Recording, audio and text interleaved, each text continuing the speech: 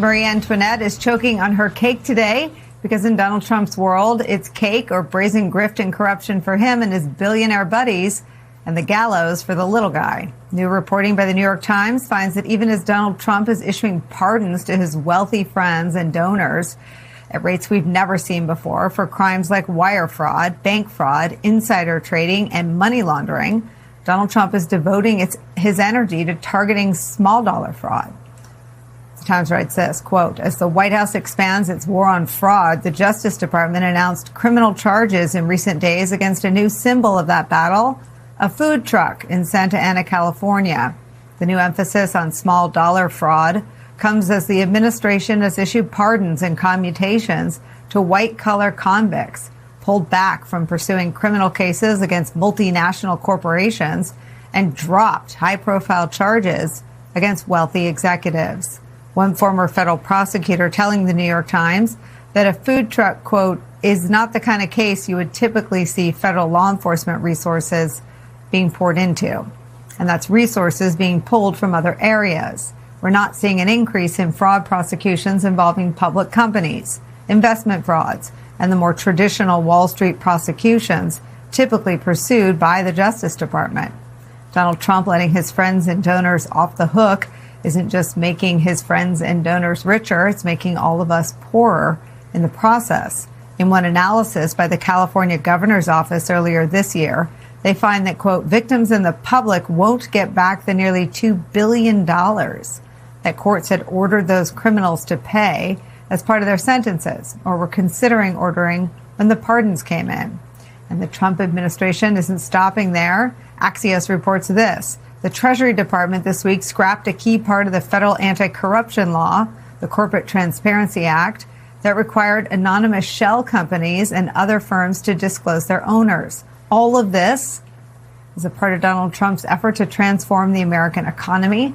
As one writer in The Atlantic puts it, quote, his administration has worked relentlessly to topple America's anti-corruption infrastructure, eliminating task forces dedicated to combating dirty money, killing the enforcement of anti-bribery statutes, and gutting efforts to force the wealthiest Americans to pay their fair share of taxes, among countless other measures. The demolition of the Corporate Transparency Act is just the latest and most dramatic move to cater to the president's deep-pocketed buddies and fellow cronies, but it surely won't be the last. Donald Trump working overtime to transform America into a country by and for the oligarchs is where we begin today with some of our favorite experts and friends. Former Assistant Special Agent in Charge at the FBI, National Security and Intelligence Analyst Michael Feinberg's here. Also joining us, Puck News Senior Political Columnist and National Affairs Analyst John Heilman is here. Also joining us, former Department of Justice pardon attorney Liz Oyer is here. She's now the host of the podcast, Is This Really Legal? Michael Feinberg, I start with you. It is extraordinary when you take all this reporting together, because you could look at one pardon and it could be a massive example of white-collar crime or fraud, of the defrauding of investors, Madoff style. But you take all these things next to each other, and it is a clear, it is a deliberate, it is a brazen, it is a deeply politically unpopular, it is a very anti-capitalistic policy to fold into your economy corruption, fraud, and criminality. And I wonder what you make of the long and short-term damage being done. The damage is immense, and unfortunately, like so many things that this administration is doing, undoing it will take orders of magnitude longer than it took to destroy. Look, there's a couple things going on here. The first and most obvious one is that this administration pursues policies to benefit the socioeconomic class to which most of the policymakers belong. But I'm going to say the quiet part out loud here. If you look at the sort of small-scale fraud they are now solely pursuing, whether it's against daycares in Minneapolis or food trucks in Southern California, I'm willing to bet that if you did another sort of demographic breakdown and analysis, you would find that this is just one more piece of the administration's general preference to go after minorities at the expense of going after people who are actually damaging the country. The notion that you would go after a daycare or a food truck or something else with a relatively small economic footprint and no tentacles that reach into other criminal organizations while giving a pass to major corporations that might actually be committing large-scale fraud or enabling embezzlement and money laundering is insane. And I can't find any legitimate motive for it. What can you say about all of the capabilities that are being either purged from the Department of Justice, redirected inside the Department of Justice, and how long it takes to sort of get those wheels grinding again in these kinds of complicated investigations? I mean, Enron becomes such a flashpoint because it's so hard to topple and take on a company like Enron. Just talk about all of the brain drain. Yeah, let's not forget, when Enron was prosecuted, it required the establishment of a specialized task force involving multiple government agencies that spent years sorting through the detritus and dregs of that company in order to make an effective prosecution and get justice, or at least as much justice as could be gotten for its victims. That's going to be exponentially more difficult the next time something like that happens, because this Department of Justice, whether we're talking about the main RFK building or its criminal investigative subcomponents like the FBI, they've jettisoned literally centuries of cumulative subject matter expertise and experience. You can't just replace a toughened, experienced prosecutor or a seasoned investigator with somebody who just graduated from law school or Quantico. Becoming experienced by necessity involves having experiences.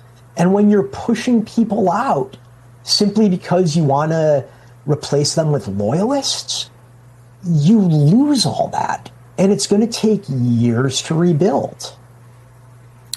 Liz, I wanted to set up the gutting of the sort of corporate fraud investigation unit next to the pardons, because taken together, they really are this two sides of the coin, right? It's not just criminal conduct on a scale vast enough to damage countless ordinary people not being investigated. It's the people who were investigated, who were convicted by juries of their peers or who settled, acknowledging guilt, being pardoned if they happen to be political allies.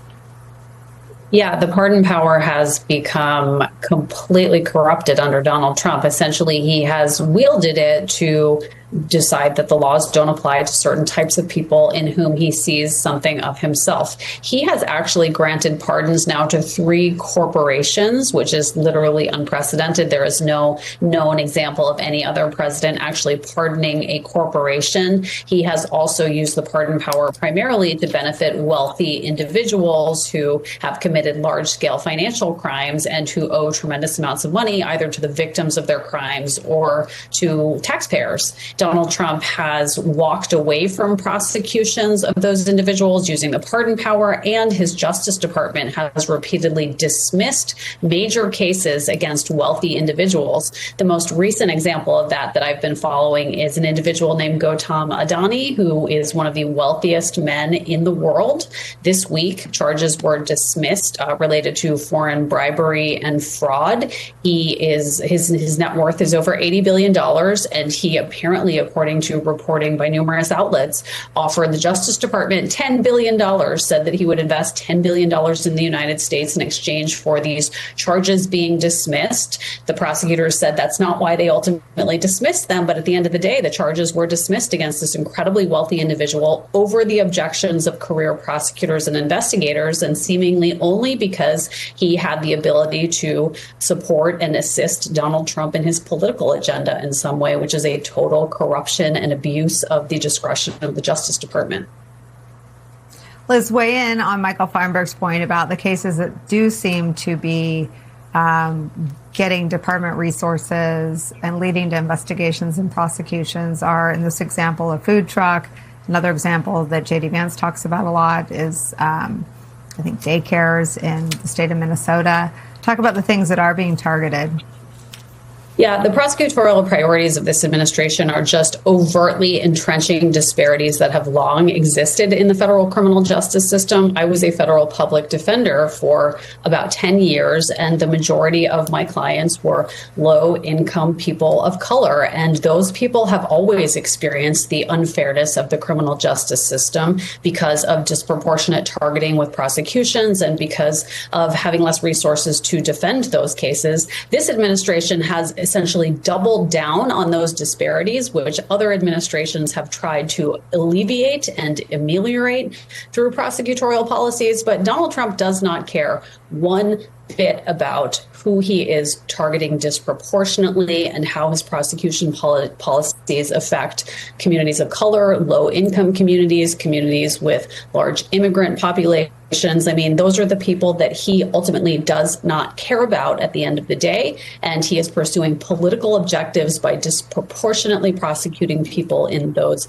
communities, while wealthy, white business owners and people who look like Donald Trump are going free for very serious crimes that have very serious consequences for their victims.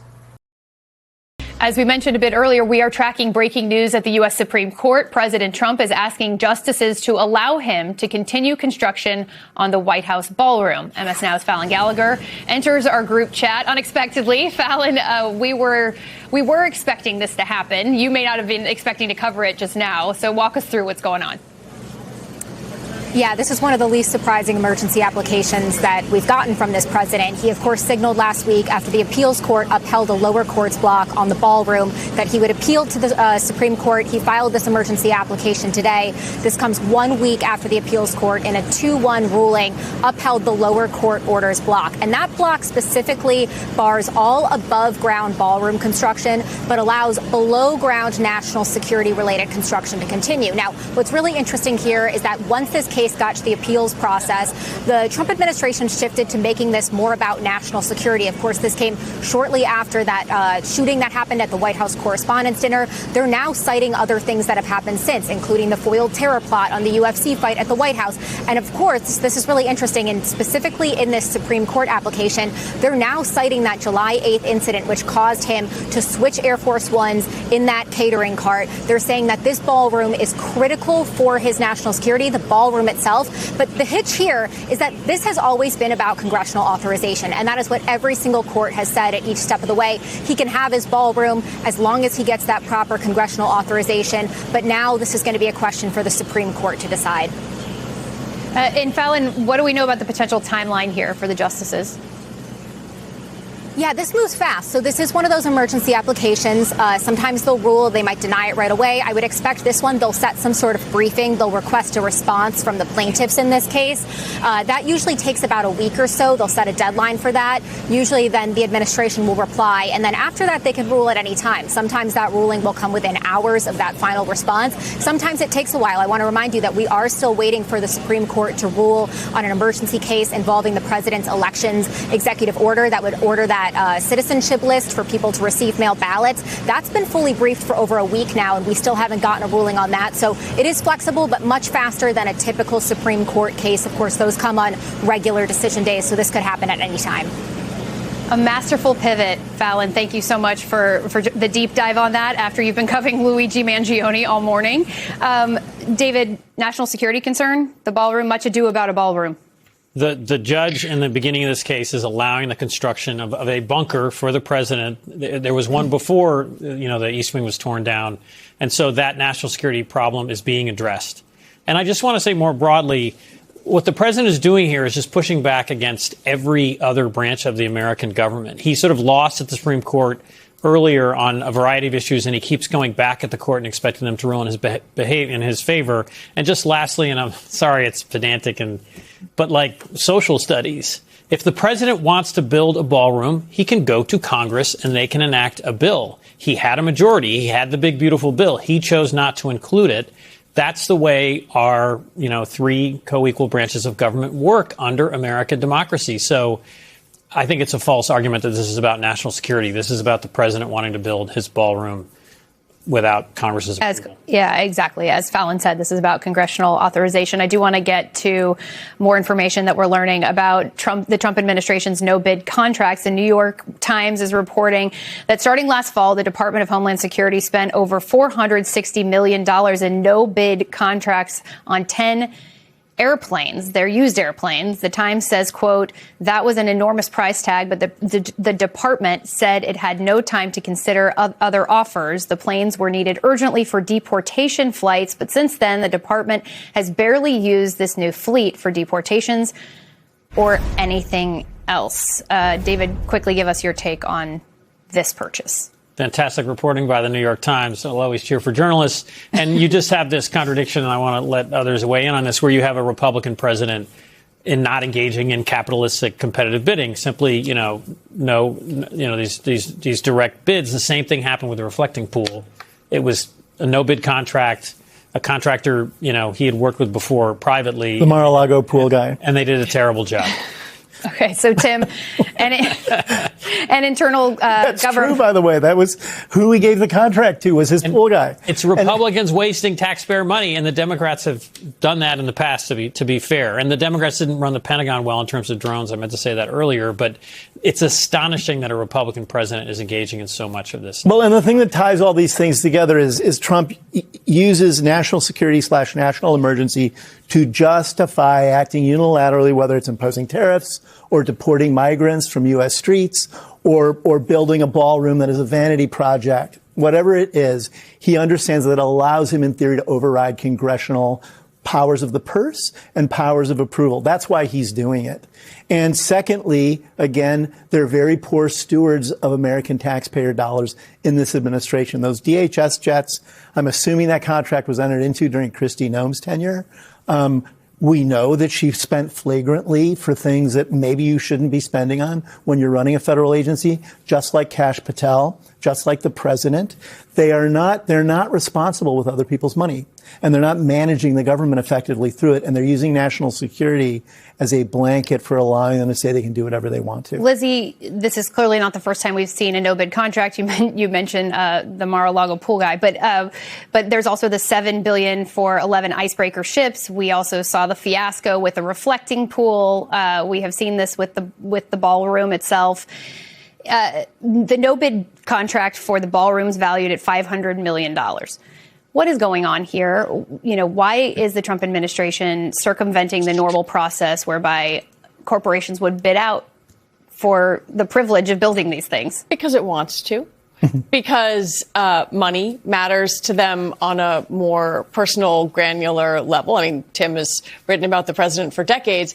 This is a little bit like, a child who keeps coming out of the bedroom, coming up with other reasons to stay awake. Like, Mommy, I want one more glass of water. Can I have a snack? Can I have one more story? We're familiar with this paradigm. Feels triggering. You're supposed to go to Congress. There are entire wings of the federal government dedicated to procurement. But even back to the very beginning of this term, if you look at DOJ, for example, all of these agencies have inspectors general. They have auditing processes. I am not saying those processes are perfect in any way, shape, or form, but the administration just doesn't want to follow those rules. Charlie, at the end of the day, we can talk about how ludicrous this seems, but for Americans out there, how does it impact taxpayers? Do we know? Well, I mean, they're watching how the money is being spent. So, in the beginning, we had DOJ, which was, slashing all these programs because we were fiscal conservatives, right? And then what do we see now? By the way, one of the words I think that we need to resurrect in the English language is boondoggle, wasteful, expensive, completely unnecessary. And everything you have described is a massive boondoggle. And as Tim points out, how ironic that it's taking place under a Republican administration. But whether you're talking about the reflecting pond, whether you're talking about the white elephant Arctic, our Arctic ships, whether you're talking about, all of these, DHS deportation planes. And by the way, you showed a picture of a luxury business jet. That was, taxpayers had to pay for that in order to deport migrants. What you have is this split screen where you're talking about people's economic anxiety in their daily lives. And then they're looking at Washington, D.C. Is Donald Trump draining the swamp, or is he just filling it up with one vanity project after another, one wasteful boondoggle after another? So again, this is one of those things where you hope that voters are going to connect the dots between now and the midterms. Yeah. Are people paying attention to this? People are struggling out there to pay for gas, to pay for rent. We have been hammering that point. Are people paying attention to no bid contracts? I mean, obviously, we're here reporting on it. It's important. But Charlie, what will the implications be for Republicans? And are they going to get questions about this as we head into the midterms?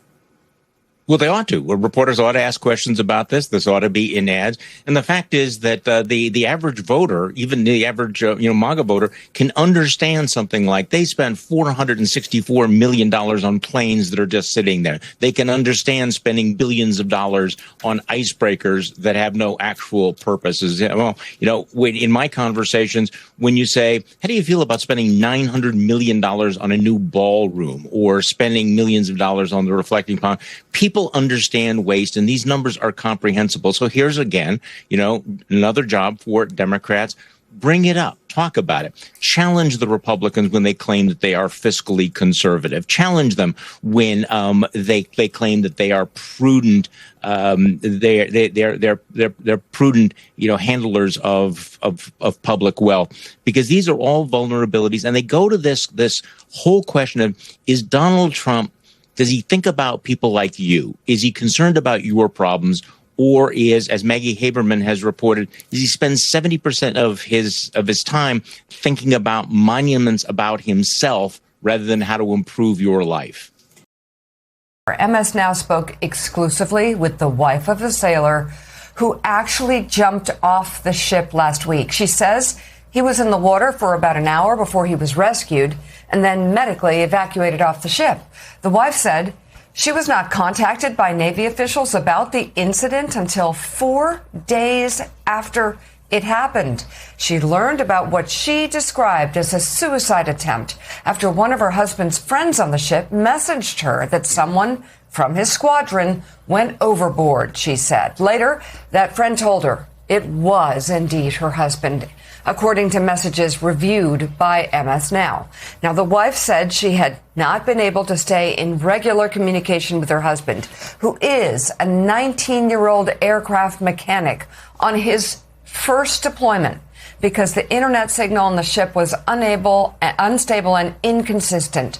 She said when they did talk, he expressed that he was homesick and exhausted. She shared the last text exchanges she had with her husband on July 21st, and in them he writes, "I think the boat is finally getting to me." He went on to write, "I'm really trying to not feel negative or hopeless, but between the Wi-Fi and not knowing when I will come home and not knowing what is happening back at home, it's really getting to me. I don't think I can do another deployment after this, and I don't even know if I can finish this deployment."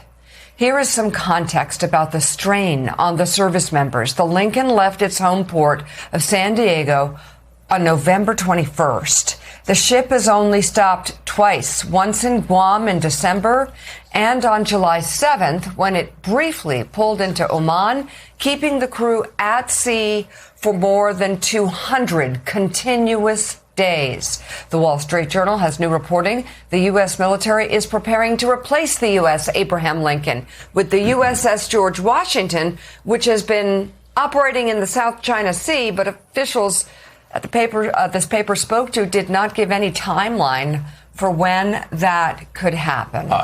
The promises have been made. The promises have been broken twice now. Think about this, Mika. It's been 9 months. It's been 9 months since the Lincoln pulled out of San Diego on what was supposed to be a routine 7-month cruise. And here they still sit. 5,000 sailors and Marines hundreds of days at sea. And that's a record broken that I guarantee you from my years on the Armed Services Committee, I can tell you that breaks the morale of American servicemen and women. And in doing that, it dangerously undermines the armed forces of the United States military. Two times Pete Hegseth's Pentagon promised them, you're almost home. And twice, Hegseth's promise was broken. Now, again, the thing I learned on the Armed Services Committee is readiness isn't limited to weapon systems. It's sailors and Marines that are forced to sleep under moldy conditions. Marines and sailors forced to drink contaminated water, to continue working with no days off, to be separated from their children, their spouses, their parents, and their loved ones longer than any military leader would ever willingly permit. We've seen it. I mean, Pete Hegseth's cartoonish celebration of war, his advocacy of these endless wars, these constant invasions, his continued failure to plan ahead, whether it's on munitions or whether it's on deployments, it's left the U.S. Navy with too few carriers to send in relief, while the most exhausted ship continues its endless mission in this avoidable war. And while Pete Hegseth dithers, morale bleeds American readiness. American readiness will bleed into the next conflict, into the next crisis, into the next war that Pete Hegseth begs for. Meanwhile, the Lincoln's battered and exhausted crew, they continue standing watch, and they're doing their job, and they're doing the job that was asked of them.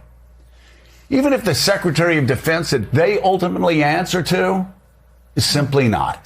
Let's bring in the co-host of our 8 a.m. hour, staff writer at The Atlantic, Jonathan Lemire, opinion writer at The New York Times, Mara Gay, CEO and co-founder of Axios, Jim Vandehei, and managing editor at The Bulwark, Sam Stein. John Lemire, how long is Donald Trump going to allow this guy to remain Secretary of Defense? You look at the munitions crisis, they lie about it. He yells at people in the press when they tell the truth.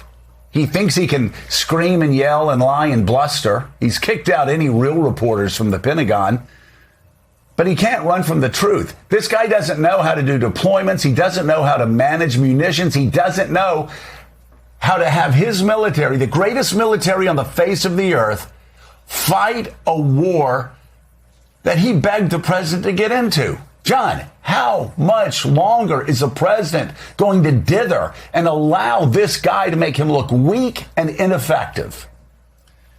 Pete Hegseth only has a handful of defenders in the White House, but he still has President Trump. To your question, Joe, we know and have reported in the last couple of weeks, Trump's frustration with Hegseth has grown. White House officials continue to insist that Hegseth's job is safe, but we know how it works with this president. You're safe until you're not.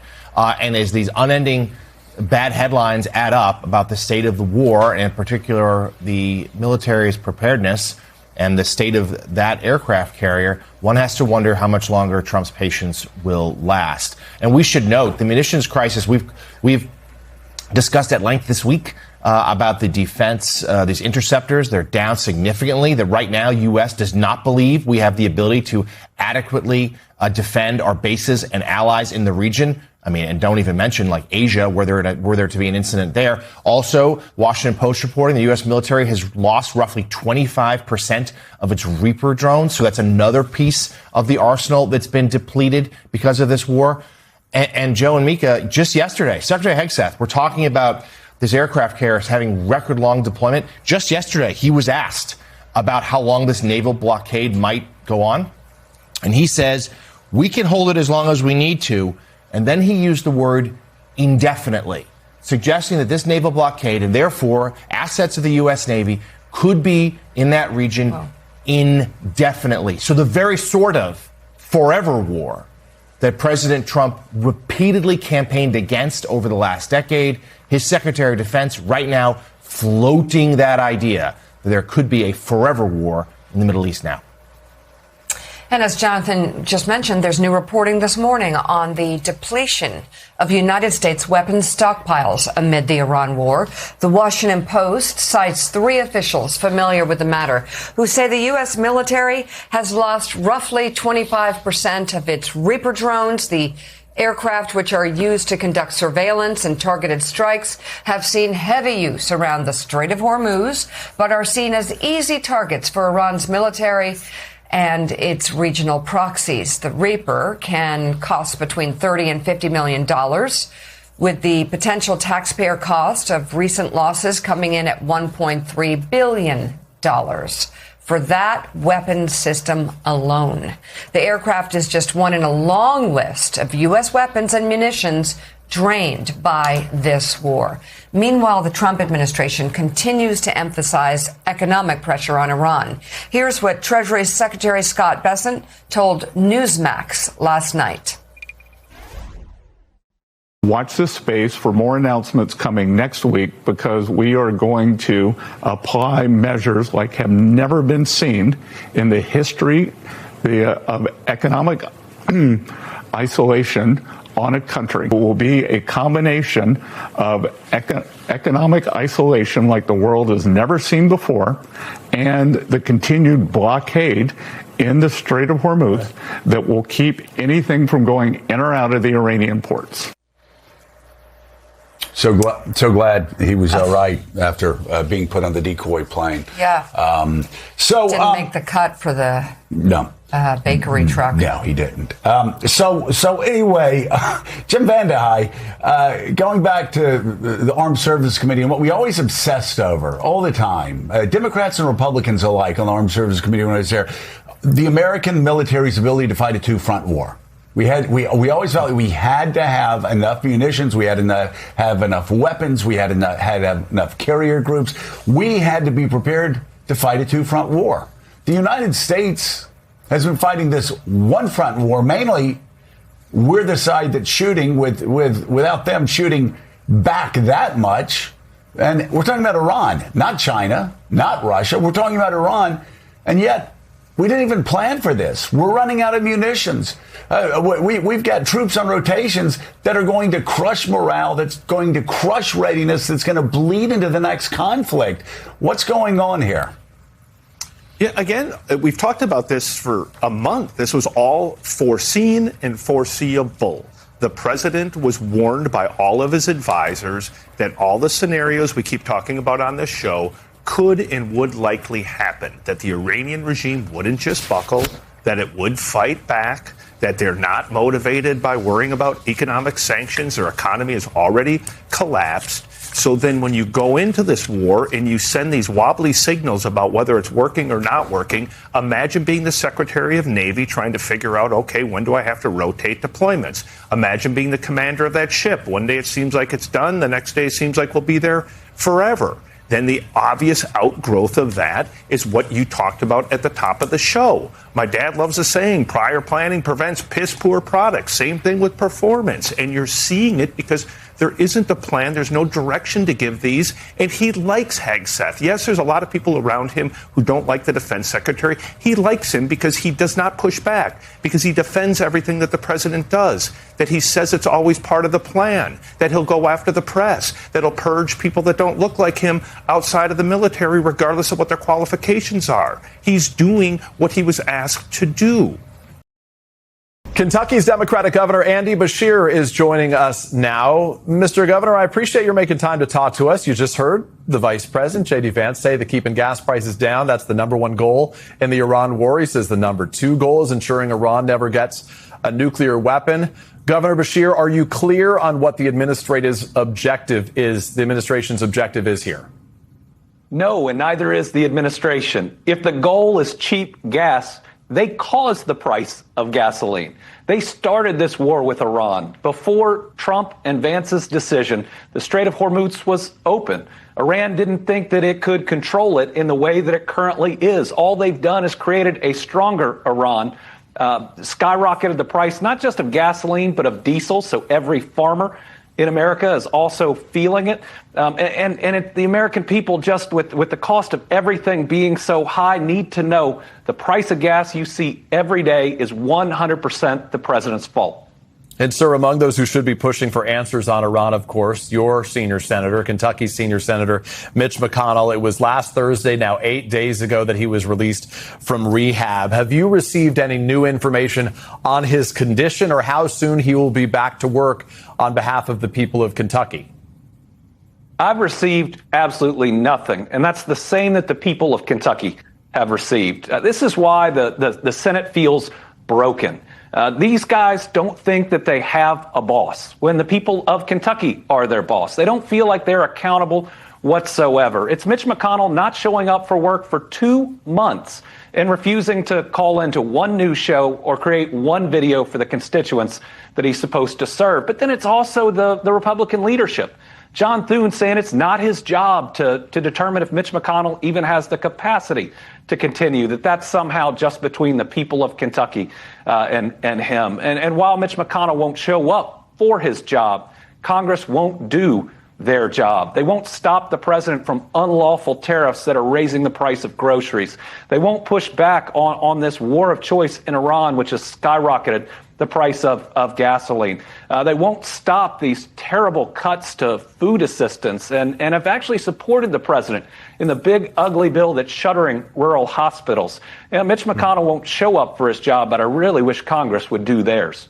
You've said there's only so much that you can do here, but have you done everything in your power to sort of move the ball forward on this to try to force this situation? I have. And let me first make sure I say, I hope Mitch McConnell is okay. I've known him most of my entire life. I want him to get better, but I just believe he has a responsibility to talk to the people of Kentucky. And I don't think that's asking a lot. He could call into your show for a couple minutes. He could call into Fox News. I don't really care where he does, but just give the people some reassurance and shut down any and all of these conspiracies. But what we've learned is for a vacancy to occur in the Senate itself has to declare that vacancy. If a governor could just claim someone doesn't have capacity and call an election, imagine how many times in the past that would have happened. So a state officer can't just unilaterally do that to a federal officer. But I just think that it's bigger than just Mitch McConnell, though I think he's ruining his legacy by this. It's about a Congress and Republican leadership that think that they don't answer to the people of their states and certainly aren't doing their constitutional duty to be a separate, independent branch of government and a check on this out-of-control president. Should there be new legislation on congressional term limits? Yes, we need more than that. We need a fix the darn government constitutional amendment because way too much is broken. The first part should be to outlaw this partisan gerrymandering we are seeing all over the country and enshrine part of the Voting Rights Act right there in the Constitution so no rogue Supreme Court can ever do what this one has done. Do you support, sir, what Democrats in states like California have done in response? Oh, I do, because they didn't have a choice. You know, you can't unilaterally disarm, but let's have a constitutional amendment where it never happens again, where neither party can do it. Let's set those term limits, and not just term limits for Congress. Let's set them for the Supreme Court, too, so you can't game when somebody steps out and trying to put someone in that'll serve for a period of time. Let's overturn Citizens United. Let's actually fix the problems with government.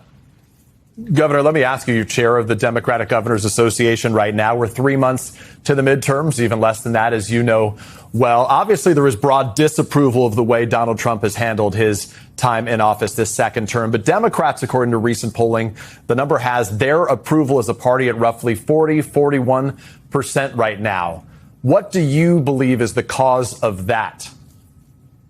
Well, the overall Democratic brand polls poorly, but our individual candidates, especially for governor, poll really well. And that's because they are folks that get things done. They work to lower prices. They work to expand health care. They work to have safe roads and bridges. They work every day to provide better public safety for their people. We try to bring new jobs to our states with better wages. Democratic governors get things done, and we're going to win races in places that people aren't expecting. We're going to win in Iowa and turn it blue. Amy Acton in Ohio is running a great race. Jocelyn Benson is going to make sure Gretchen Whitmer has a Democratic successor. Just great candidates all over the country that are running really good races and are going to win. You were talking about some governors' races and the impact of Democratic governors or potential Democratic governors in some of those states. I want to ask you about some of the other places, including the Senate races. Michigan, Abdul Al-Sayed, obviously a much more progressive candidate than Haley Stevens, who he beat for the Senate nomination there right now. There are concerns within the party about this division between the progressive and more moderate wings. Do you worry that some of those more progressive, those farther left candidates right now will alienate independents in states, including yours? Well, everybody out there has to get out and earn it. You have to win an election. You don't just get it because of the party that you're a part of. And the Democratic Party needs to be a big tent party where people can have disagreements on how to reach a solution. But let me tell you, differences within the Democratic Party are a lot smaller than the differences between the Democratic Party and this current Trump-run Republican Party. Whether you're a progressive or a moderate, and I really hate those labels, you believe that every child should have enough to eat. You believe that every child should get a good education. You want people to be able to see a doctor when they're sick. Compare that to the Republicans, whose big, ugly bill has torn food assistance away from 11,000 Kentucky kids. 11,000 kids in my state are going hungry that weren't before this Republican Party. You see rural hospitals shuttering all over the United States because of what they've done. I don't agree with some of the policy proposals of some candidates that are running, but at least they want to fix the problems that are out there, while Republicans are only making them worse. Andy Beshear, Governor, I appreciate your sticking around for a couple more seconds. There's so much to talk about with you. And one of those major issues that has been resonant around the country, certainly it's an issue that's top of mind for you, is the idea of data centers right now. You signed an executive order just this week to rein them in. You said the Trump administration kept you out of the loop last month on what was a $100 billion data center campus on federal land in your state. How will a data center like that impact Kentuckians? Well, I still haven't received a briefing on that project, though I believe one is being scheduled in the coming weeks. And so my comments were, I don't know. And let me just say, if you're going to do a $100 billion project in a state, you probably ought to go see the governor. The governor runs the cabinets that do all the environmental permitting. You can't operate without an air and a water permit. They run all the cabinets that do the inspections of the buildings before you can actually open. So if you're going to invest $100 billion to build something, you probably ought to go talk to the person in charge of that state. But when it comes to data centers generally, I believe that these are intensely local decisions. There are some communities that could believe the benefits outweigh the detriments, but what I wanted to make sure is that Kentuckians are protected when they are trying to make that decision. So I signed an EO that said we are not going to approve any data center that raises electricity prices by one penny. They are not welcome. They have to pay for all of their own electricity. Number two, they've got to pay their fair share of taxes, because you're not creating a huge number of jobs, but you could double the budget of some school systems. And so that's something a local community might want to consider, but only if they're not trying to negotiate their way out of paying their fair share. Number three, it can't impact the environment detrimentally. They need to fix those issues. But finally, go into the local community and actually establish a relationship. These investments are huge. They're enormous, but some of these companies are treating them like they're warehouses. This is going to be an important town wherever you are, an important county. Treat them like it. If I can, one final question before I let you go here. I know I don't expect you, as it relates to 2028, to make a formal announcement here about whether you do plan to run or not. But is it fair to those who are keeping a close eye on the Kentucky Democratic Governor Andy Beshear that we will know by the start of 2027 whether you are in or out? I don't have any timeline, but I'll say this. I will not leave a broken country to my kids or anyone else's. I don't know exactly what that looks like. But I will tell you, I thought after my 2023 reelection, I was done. But I cannot leave a country so divided. I cannot leave a country where the president is attacking public education. I can't leave a country where a president has unlawful tariffs that are attacks on the American people. And I worry that our kids are starting to think that this president's actions are normal.